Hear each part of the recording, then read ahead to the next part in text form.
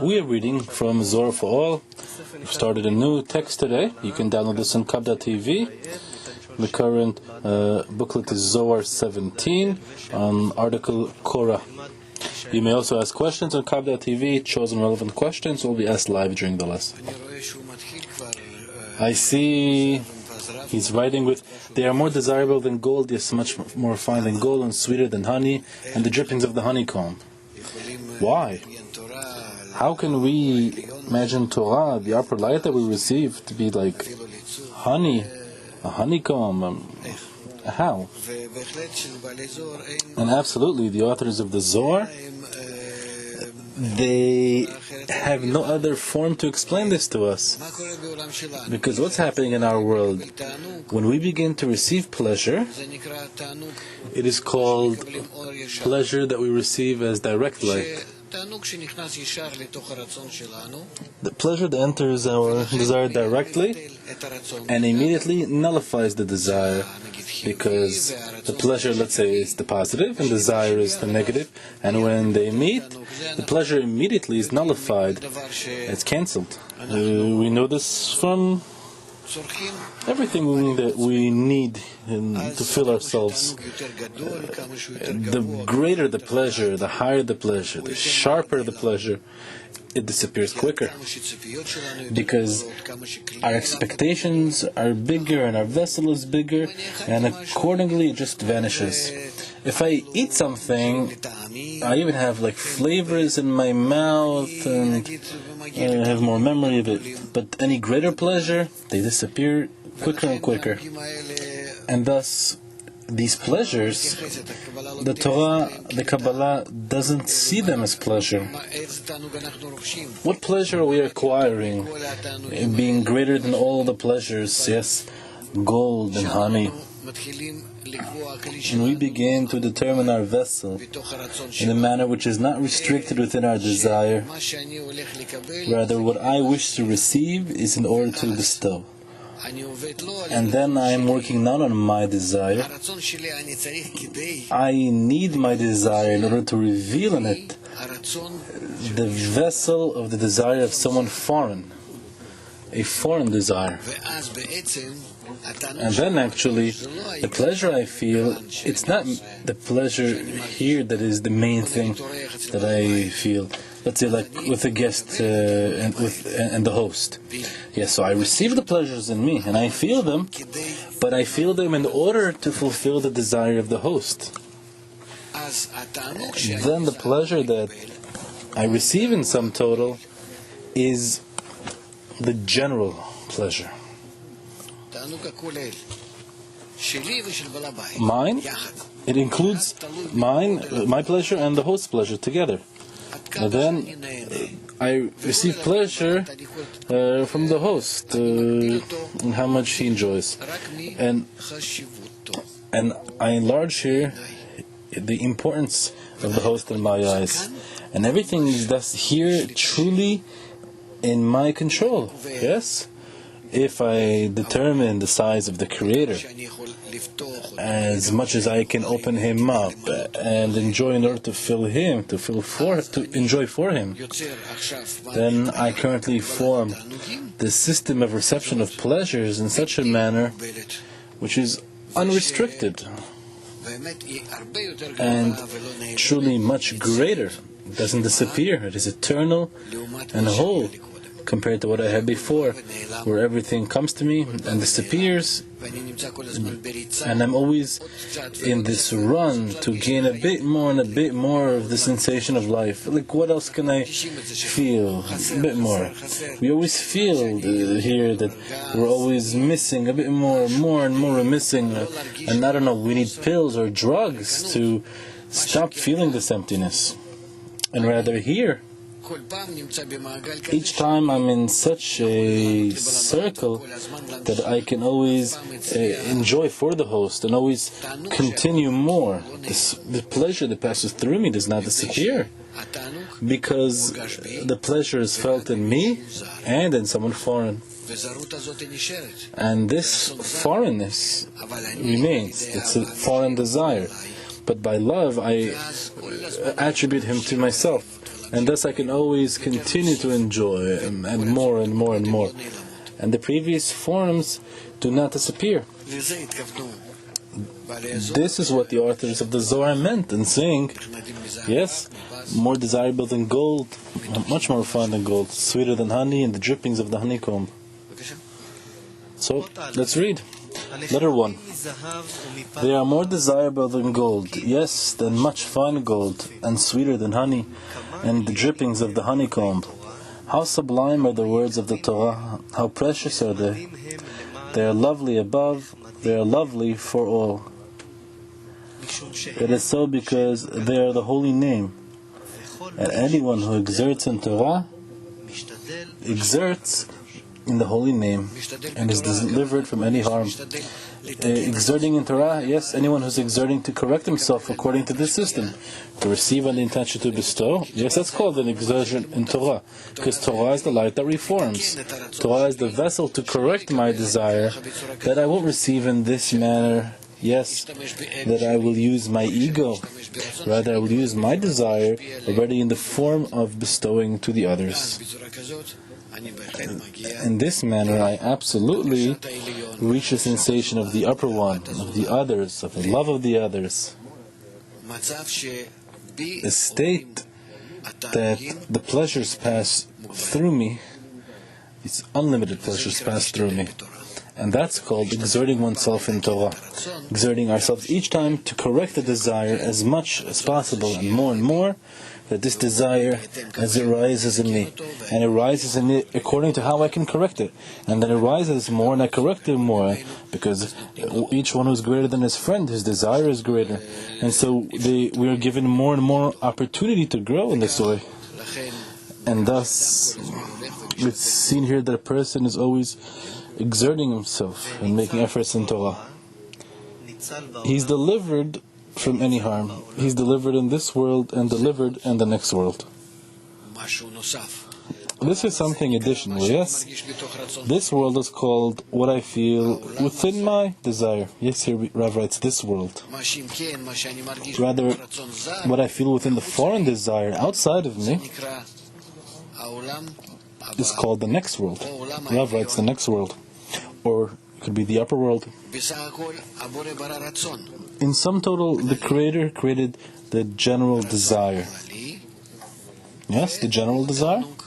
And the pleasure, the collective general pleasure we feel. And we have to reach the state that this desire will grow in me, and the foreign desire will grow to such an extent that the general desire will be in the same size as the Creator created, with the same infinite desire, infinite light. And this is my desire, yes, it is divided into myself and the others.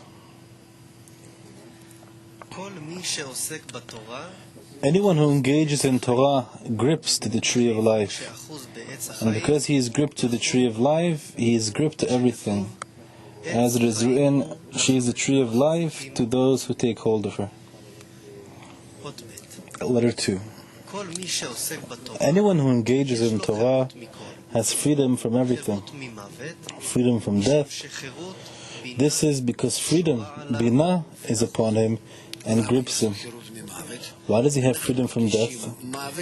We feel death because our partzuf, that we receive light within ourselves, it purifies. It has, within this partzuf, there is chesed, gvura, tiferet, netzach, hod, yesod, and malchut. 7 parts. Despite that we don't feel this so well, these 7 parts times 10, there are 70. And thus our life is called 70 years of life. Gvura is 70. 70 years of our life, yes? And when this partzuf is fulfilled and it's completed, and yes, it's fulfilled and emptied. So always, as in every partzuf that is finished, it once more goes to be fulfilled and be filled again and completed, filled again and completed, finished once again. And this is how we go through this from generation to generation. But because in our life we're always feeling the loss of pleasure, so when the Partzuf finishes, we feel it as a loss, death. And thus a person dies in this manner, he has nothing left rather than the Reshima, which emerges a new Partzuf from. And there's nearly no connection between the Partzufim. Just the general desire increases, and then there's a difference between the generations, the general difference between the generations. This is how we reveal these reincarnations. But if a person is in this bodily state in this manner of reception of pleasure and acquires the spiritual form of reception of pleasure, is to receive on the intention to bestow, in this he opens up the new reality. He begins to feel through the desire of the others, the foreign desire. He begins to feel an additional reality. And this additional reality is not disappearing from him. It does not belong to the same desire which he still exists in an obligatory manner. He still exists in this desire only in an obligatory manner, necessity. Yes, not more, not less, the necessity. And in the spiritual desire, yes, that which is directed for the good of the others, it feels its connection with godliness, with the Creator. And this form here does not disappear. And this is our spiritual eternal life. And thus it is called freedom from the angel of death. Please. Once more, letter 2. Anyone who engages in Torah has freedom from everything, freedom from death. This is because freedom, Binah, is upon him and grips him. If Israel crowned themselves in the Torah, they would be saved from everything, and they would not be in exile. It is written, Charut, carved on the tablets. Do not pronounce it Charut with that pronunciation under the chet, but rather Cherut, freedom, with tzereh under the chet, since this freedom is found in the Torah. If we correct our desires to be on the intention to bestow, it is called that we attain freedom by the Torah. Torah in sum total is the means in order to reach bestowal. As it is written, I created the evil inclination, I created the Torah, the spice, as the means, as the light in it reforms.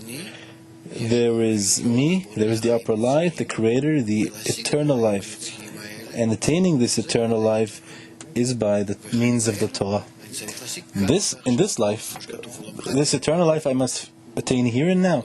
As it says, your life, you will see your world in your times, in your life. Yes, freedom from the angel of death. We attain this here and now.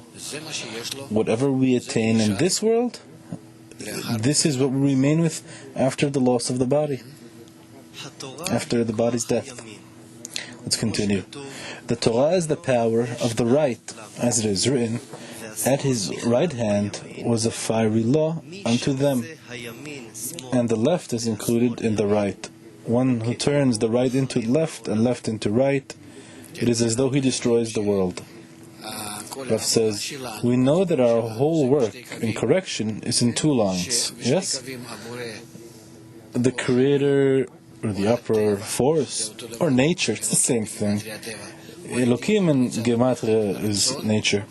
So on one hand he created the desire, on the other hand the light, or Torah. And thus I created the evil inclination. The desire is the evil inclination, and Torah the spice. So if I correctly use both of them, I am building the desire to be on the intention to bestow. Yes, like this, to receive on the intention to bestow. And in this I am building myself as the middle line, that I am directed from below upwards. And here is my free choice, my work, how I'm working with the evil inclination the Creator created, and with the Torah, the spice that was created, given. And I use both of them to build my independence. Letter 3. Aaron is right, chesed. The Levites are left line, gvura. Korach wished to substitute the right with the left. He wanted the priesthood right for the Levites, which are the left, meaning that the bestowal, yes, Avraham, Yitzchak, and Yaakov, yes, this is bestowal here. We have chasadim. Sorry, it says chasadim. He writes over Avraham. Gvura he writes over Yitzchak. So chasadim is to bestow. Yes. So he didn't want to receive on the intention to bestow, rather to bestow on the intention to receive. To use chasadim, but in order to be rewarded, meaning I give you in order to profit from it. So he's using the sanctity in the opposite manner, only in order to enlarge the show. And this is why he was punished. Moreover, there was slander in him, for he spoke about Moshe and was punished with everything. The left is always included in the right, meaning he always needs to be lesser than the right, that the right should cover the left, that the right, the bestowal, will dominate the left, the will to receive, the evil inclination. The light, the Torah, will always be in such a manner that it covers the evil inclination and corrects it.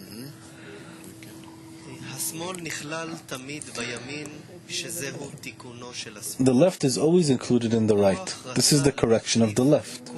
Korach wished to replace the correction above and below. He wished for the rule of the Levites, the left, so they will not be included in the priests, the right. This is why he was lost above and below. Yes, this manner of the use of the will to receive and the upper light is opposite from sanctity, and thus is entirely disappearing. There is no such opportunity even. Man always, he naturally always wants to use it this way, yes? In this world even, we try to be generous, nice and pleasant with whomever it is worthwhile for us, yes? Worthwhile. And in spirituality, that is truly entirely cancelled.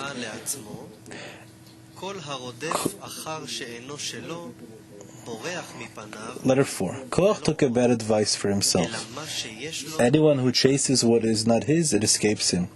Moreover, he loses even what he has.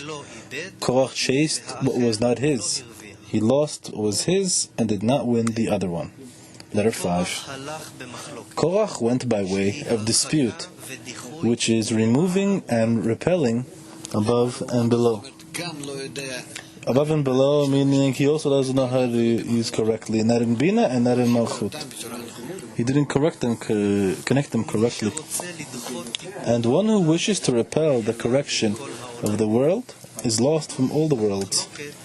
A dispute is removing and repelling of the peace. And one who disagrees with peace disagrees with his holy name, since his holy name is called peace. Why? Because we cannot use the right and the left in a different manner other than the middle line, which then is continued in the vessels of the left by the intention of the right. And it's written, the kisim of Haman, and in them they're continued by Mordechai. And thus whoever doesn't use them correctly, he otherwise cannot correctly the right and the left, because that's how they're connected above. We have Keter, Chochma and Bina. And afterwards, from this, the results Chesed, Gvura, And below we have Tiferet. This is Avraham, Yitzchak, and Yaakov. From the Keter Chochmah Binah, that they are the upper ones, the Rosh. And thus we cannot use them in a different manner below, other than the upper example. And he wanted to flip it. Yes? He wanted, instead of the Gvurot to be Chasad, he wanted the Gvurot in the place of Chasadim, and Chasadim and Gvurot, to use the bestowal for the sake of reception. And thus it is called that he was punished and lost the connection above and below. We need to understand all those same forces are present in us. All those same forces, each and every one will have to feel and, let's say, reveal this chet of Korach, because by this is revealed just how opposite we are, how much we do not want to resemble the upper one. And from this perception of evil, the recognition of evil, demanding a greater light of Torah to correct us. And then we ascend from this degree to an even higher degree. And thus, everything written in the Torah, we will have to go through on our path. And in this we reveal more and more vessels and lights and urgency in Torah, urgency for the giver of the Torah to correct us. And thus, each and every one must accept these things as present in us. Let's continue. Letter 6. The world stands only on peace. When the Creator created the world, it could not exist until He came and established peace on them. The Sabbath, which is the peace of upper and lower. Then the world persisted. Hence, one who disagrees with peace will be lost from the world. What is the matter here? All the lights that come in 6 vessels, Chesed, Gvurah, Tiferet, Netzach, Hod, Yesod, yes? They're called the weekdays, the work days. And they enter Shabbat, the Sabbath, afterwards. Shabbat is called the 7th day, yes, but its Sfirah is Malchut, which all the attributes that we acquire, that we join to ourselves during the weekdays, Rav writes weekdays, all these attributes, in sum total, it is so we shall have a vessel, Malchut, which will be able to ascend and equalize on that same level of the upper one, of Zeranpin. Zeranpin has the same attributes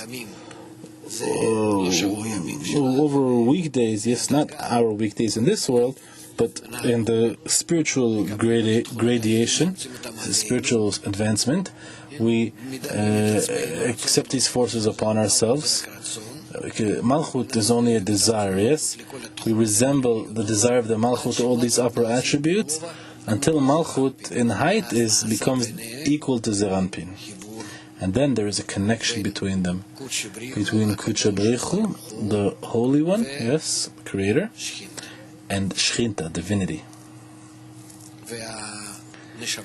and the soul.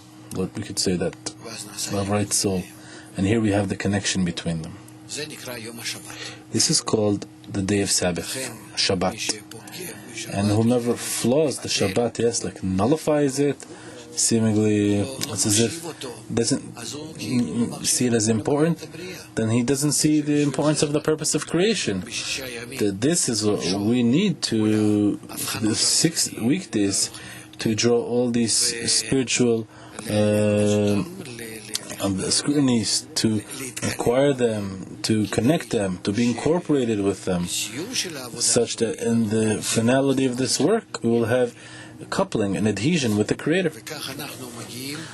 And this is how we come, stage after stage, stage after stage, with small portions, what's called week after week, to a state to which we come to the finality of the big, large coupling. Letter 7. Zeravchad disagreed with the Sabbath. He was gathering woods. Woods are other trees, those of the 70 ministers. Those are secular matters, and there is no secular in the holy. It turns out that he disagreed with the peace of the world, the Sabbath, for he mingled secular with Sabbath. Letter 8. Those who love your law have great peace. The Torah law is peace, as it is written, and all her ways are peace. Korach came to blemish the peace above, the Torah, the middle line, which is called Torah, and makes peace between right and left, and below, of Moshe. This is why he was punished by upper and lower, by fire and the mouth of the earth. Yes, this recognition of evil within us, we must reveal it by our inner action, such called koach, to go through this entire sin, to reveal it, to see it, to feel just how it is opposite to what we thought beforehand. Because once we enter this sin, we are sure that we are correct. And then a great desire is revealed, a great sin. And afterwards, we have what to correct. All the sins in the Torah, all the evil in the Torah, they are actually very high actions in us with respect to the Creator. The man performs them because he must reveal just how much the Creator created in him an evil inclination. Meaning, in these very worst, horrible actions that are revealed as Korach, Haman, Pharaoh, Paro, all these actions we perform as a mitzvah. We don't know that we're entering such hard actions, but when we perform them, we see that without them it's impossible. And it's also a mitzvah. I created an evil inclination. I created the Torah, the spice. So I created the evil inclination, meaning revealing it is part of our spiritual work. It's not the same evil inclination that we feel now, because it is an evil inclination which is against the correction between the souls. It's not on the level of this world to be nice and pretty, not like all these New Age tree hugger types. It's entirely a different level. Thus, the wicked in the Torah, they're huge people. They're very high states. Titled The Elect Men of the Assembly. Letter 9. Elect is written without a yud in Hebrew. Malchut on earth is as the Malchut in the firmament. In other words, the Malchut below is like the Malchut above. All those high sfirot that the holy name grips come from a place called holiness. Upper Abba and Ima. As it is written, holy convocations. We have a mechanism which manages the entire reality. And it is only us in this world which have no connection with the wisdom of Kabbalah who think the world behaves as it is, and we can invent all its different forms as we wish, and we'll do whatever we want. It is not such. Our world behaves according to the Rosh, the head, called the world of Atzilut, the Rosh of Atzilut, the Parzuf of Atik, then the Parzuf of Arichanpin. These are two Parzufim that are truly disconnected from our world. We learn them, but directly they do not influence us. And then there's a Parzuf called Abunimah.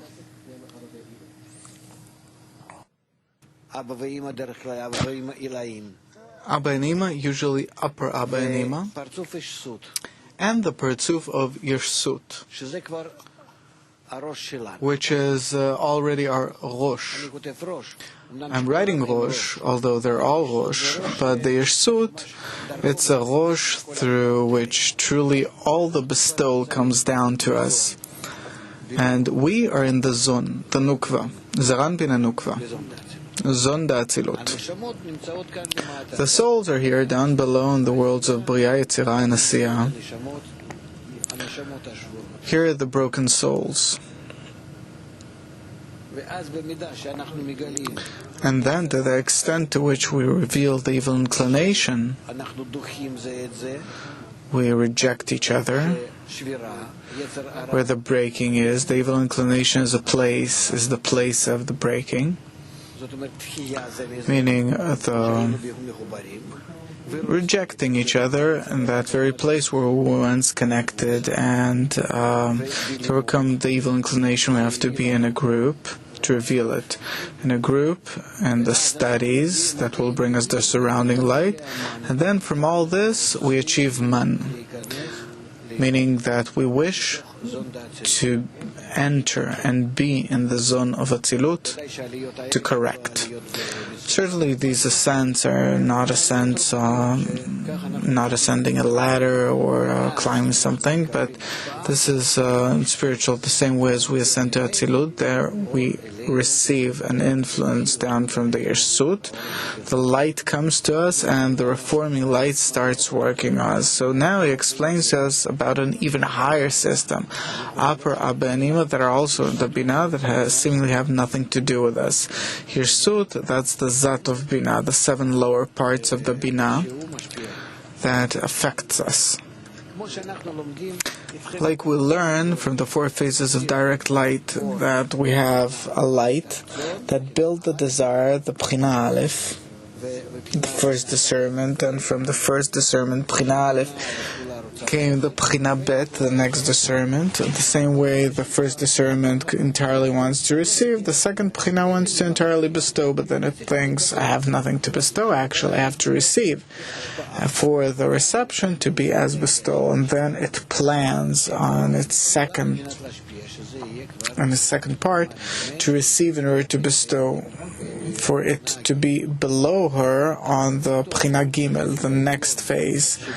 So in that upper part of the Bina that wishes to bestow, it's called Abba Ve'ima, or Abba Ve'ima Yilayin, or that part of the Bina that wants to already plan the act of receiving in order to bestow is called Yirsut.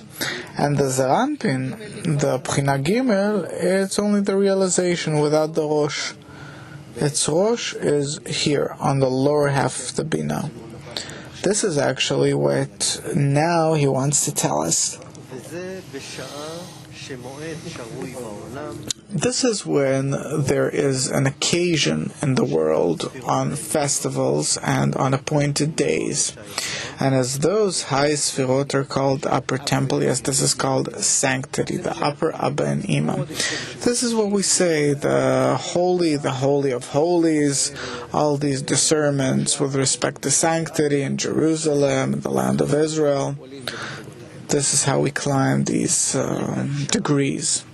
To sanctify them, the bottom holiness summons his armies to crown and elevate them. The 3 worlds, Bi'ah, which are her armies, which the Malchut crowns and elevates to Atzilut. Meaning the souls, to the extent to which they can ascend to the Atzilut, they ascend within the worlds of Bria, Yetzirah, and Asiyah. Item 10. The upper holiness is upper Abba Ve'ima. The bottom holiness is the wisdom of Solomon, Malchut, who also summoned all her armies to sanctify them with her sanctity. Those armies all stand ready to be crowned the lower holiness, while there is an appointed day in the world. As her armies stand above in Atzilut, summoned by Malchut, so the appointees of the people, the heads of Israel, follow her example below in this world. This is why they're called, in this world, doesn't mean in our world here. In this world, it means in the Malchut of Atzilut. This is called below and in this world. And the upper world and the next world is called Bina of Atzilut. Anything that happens only in Atzilut. In the worlds of Bia, no actions can occur unless the worlds of Bia rise to Atzilut. All the actions of corrections, of sanctity, they're only in the world of Atzilut. So what the Zohar tells us about this world, the meaning is the Malchut of Atzilut. About our bodies and ourselves and about what happens here and how we feel our reality now. There's no word in Kabbalah about it at all. If we're talking about, in order to receive, about the wicked, we're talking about the klippah, the shell, the left line, against sanctity. It's also in the world of Atzilut. And therefore, they're called elect men of assembly, without a yud. However, then they are in greater wholeness. Item 11. Renowned men. The men of Malchut, who is called name and not men of Havaya, Zaranpin. This is why they're called renowned men, since they came from the side of Gvura, from Malchut, which is called lower Gvura. This is said to give them high praise, but they took it for themselves, separating Malchut from Zaranpin and clinging to the dispute with Moses, Zaranpin. This is why they're not called men of the creator of. They're called Zaranpin. Zaranpin is all called Avaya, Kadosh Baruch Hu. And whoever cleaves the Malchut to the Zaranpin, elevates it there, he is called a renowned man. And whoever has not yet reached that degree, oh, he's not.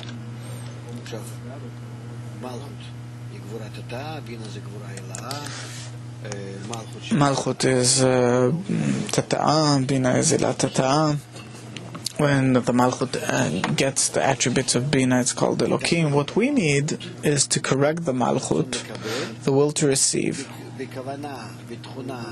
with the intention, with the attribute in order to bestow, which is Bina. And correspondingly, the Malchut unites with the Zaranpin. So, what we get out of it is we have the Zaranpin. It's called the Creator, or Havaya. Yud, first Hey, Vav, Hey Tata. Havaya, Yud Kei, Vav Kei. Malchut, that's here next to it.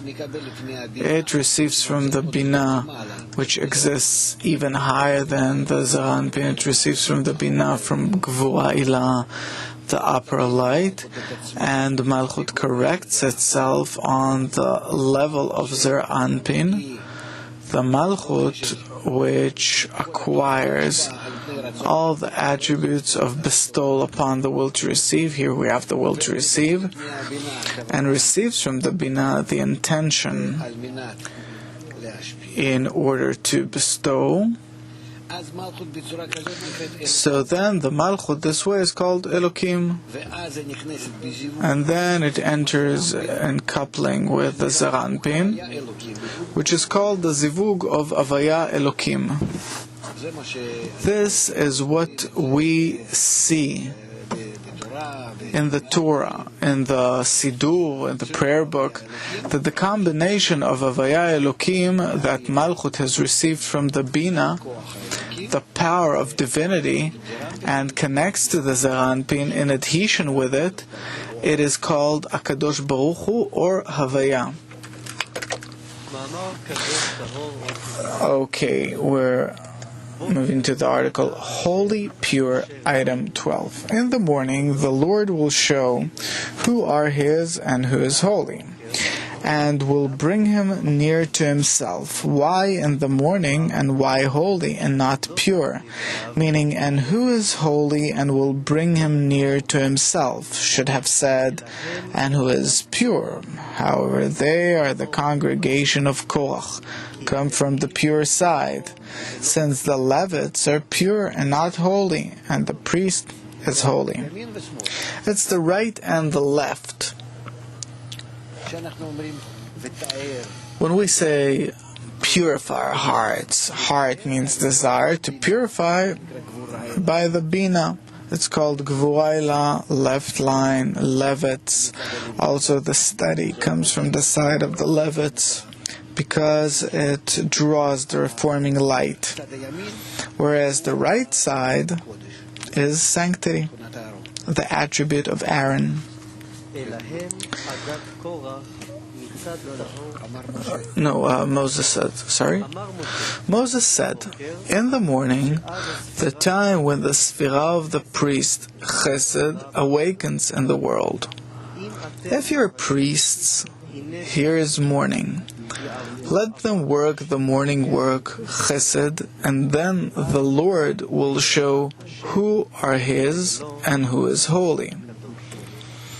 Who are His are the Levites, and who is holy is the priest.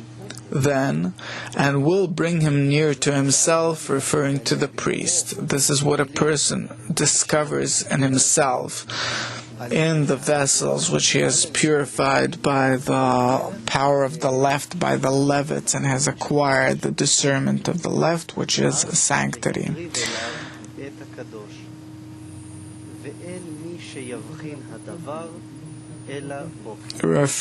And will bring him near to himself, referring to the priest, and there is none who can detect it but the morning. The morning is the power that comes after the action. And this is what he told them. If you see yourselves staying on the side of Din, the morning, meaning Chesed, will not tolerate you, since it is not the time of Din. And if you see yourselves remaining in Chesed, this is its time, then you will stay with it, and it will accept you. Because the Chesed helps us receive the light of Chokhmah, the illumination of Chokhmah, and the light of Chesed, it brings us the light of day. We're in darkness, meaning in the light of Chokhmah, without the revelation of Chasadim. And were we to pull the Chasadim, then we would have revealed that the Chokhmah is ready for revelation. We're in an ocean of the light of Chokhmah. The light of Chokhmah is the light of infinity, which exists both now, and we're all inside it. But we need a bit of the light of Chasadim in order to start and reveal it. And corresponding to the light of Chasadim, you reveal the Chokhmah. That's how the Chokhmah is revealed, only to the extent of the Chasadim in each one. And then it turns, first of all, of course, you feel the darkness, you draw the Chasadim, you correct part of your desires, and then in them you feel the morning. Item 13. How is this tested? By offering the incense. The bridegroom must have the incense burning because of him on all the degrees, and he must connect in them, since the smell of incense rises and connects the degrees to one. The bridegroom is the priest, Chesed. For this reason, and the man whom the Lord chooses, he shall be holy, and not pure, since there are 2 degrees, holy and pure. The priest is holy, the Levite is pure. This is why it writes, holy. What else can we add here? Well, the smell of incense we know. Smell is the reflected light. It's the extent to which we can raise reflected light corresponding to the sacrifices. This is called the smell. This is how we reveal or bestow to the Creator. The entire matter of sacrifices seems different than how it sounds in the story. Please. Item 14. O God, the God of the spirits, Moses and Aaron delivered themselves to death, as it is written, and they fell upon their faces and said, O God, the God of the spirits. It writes spirits without the vav, and because of the tree of death, Malchut. And every place falling on one's face is to that side. This is why it is written, O God, the God. God as in a God who has indignation every day, meaning Malchut. God of the spirits means a place where the souls of the world are bundled, where all the souls rise and from which they come. It is the Malchut. The truth is that as much as we talk about, regardless of how much we talk about ascents, like here, we have the world of Bria, Yetzirah, Asiya. Below this, it's us and the world of Atzilut. We all ascend only to the Nukva, to the world of Atzilut. We can't ascend further than this.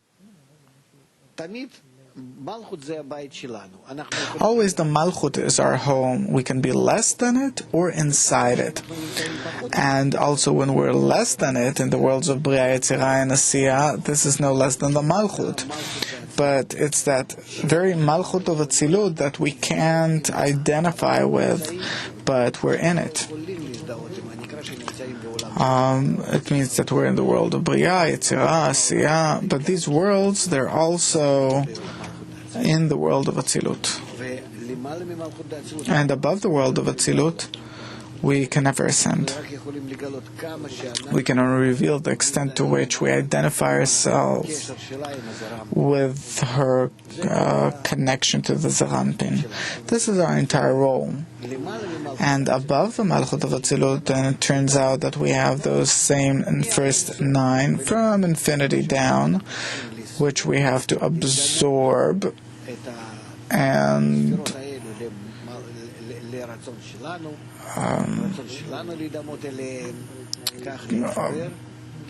make our desire like them, make them like our desire, and so to bond, so that from the world of Ein Sof down to the Malchut, there will be as our attributes of the Malchut, and thus we'll reach the great bonding. Thus, we're always only speaking about Malchut of Atzilut. We're always within it. Even though they always speak of words like, yes, we're in the world of Bria, Yetzirah, this world. In any case, it's the world of Atzilut. Anything below Atzilut of Malchut of Atzilut is called the expansion of Malchut. Please, let's continue. Letter 15. Hear my words, you wise men, and give ear unto me, you that have knowledge. Elihu said this verse. Come and see what is written. Against his 3 friends was his wrath kindled, because they had found no answer. They were saying things, but Job was not comforted by them. This teaches us that one who comes to comfort one who is mourning should first establish things that will be suitable for comforting him. Iyov's friends spoke the truth, but not to comfort him, since what is required are things for which the mourner will be grateful, and then he will accept the sentence and will thank the Holy King for it. What does it say? Now Elihu had waited to speak unto Iyov, because afterwards he was grateful to the Creator and assumed the judgment from heaven. Well, if we can explain this, it's similar to our world. Despite that the sufferings of Iyov, we don't know. These are things that depict to us this depicts to us all the suffering possible in the Torah. Man cannot connect with the sorrow of the other if he has not gone through the same thing. Yes, we can take this human example to understand the context here. Let's say people who lost a friend in the army or something like that. They know that if something like this hasn't happened to you, anything told to you, they can't share your sorrow. Others cannot share your sorrow. Letter 16. Therefore listen to me, you men of heart. Far be it from God to do wickedness, and from the Almighty to do wrong. Therefore, men of heart, who are complete with everything and can discern things, far be it from God to do wickedness, and it is written, a God who has indignation every day, which is Malchut, called God, and from the Almighty to do wrong. One is close to the other, since Almighty, Yesod, is close to God, Malchut. In God Almighty, God is Malchut, and Almighty is Yesod. For He pays a man according to his work. If Malchut makes an effort to be like Yesod, he has to cause a coupling between them, then it is called El Shaddai. They're both together. Yes, that she matches herself to Yesod.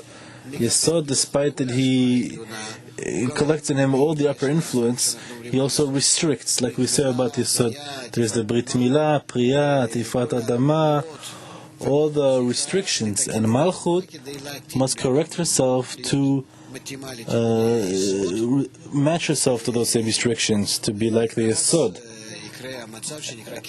And then there can be a state called Kel Shaddai.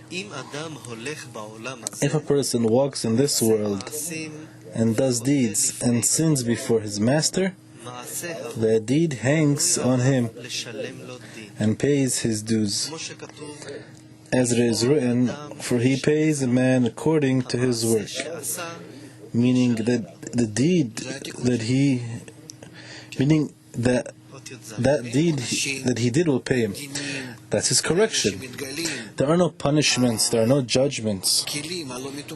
When the uncorrected vessels are revealed, they themselves, these punishments, are the punishment and judgment for us whom haven't corrected them. Meaning all the dinim, the judgments in the Torah, they're actually for our good. So we can know where else we need to correct and are capable of correcting. Judgments aren't just revealed like so. I can never get a revelation of a judgment that I cannot correct. It is revealed only according to size that we're capable with, how high we are, how developed and capable we are. As with children, each year they grow more and more, and we demand more of them. That is how the upper system relates to us. It reveals to us dinim, which are higher and higher, more and more. Yes. Letter 17.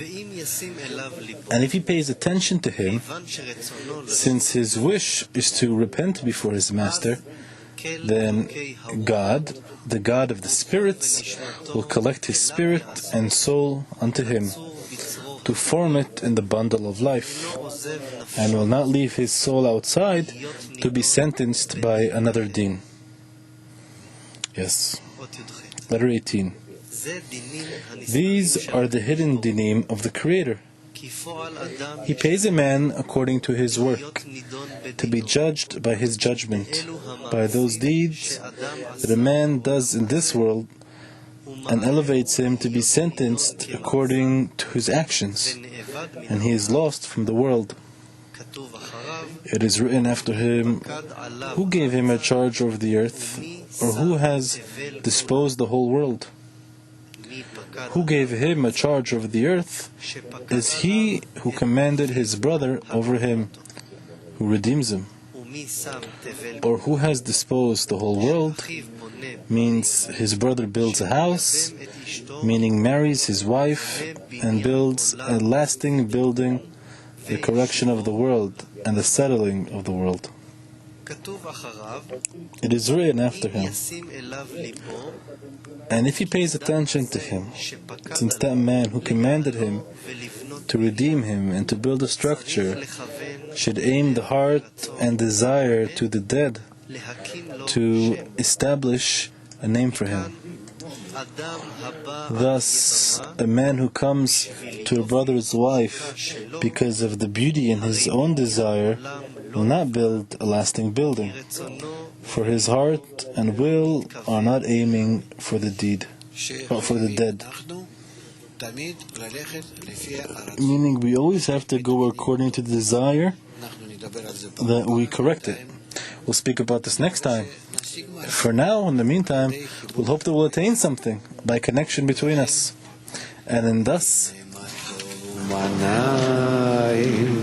שבת אחים גם יחד, הנה מה טוב ומנעים, שבת אחים גם יחד, הנה מה טוב, שבת אחים גם יחד, הנה מה טוב, שבת אחים גם יחד. הנה מה טוב ומנעים, שבת אחים גם יחד. הנה מה טוב ומנעים, שבת אחים גם יחד. הנה מה טוב, שבת אחים גם יחד. הנה מה טוב, שבת אחים גם יחד.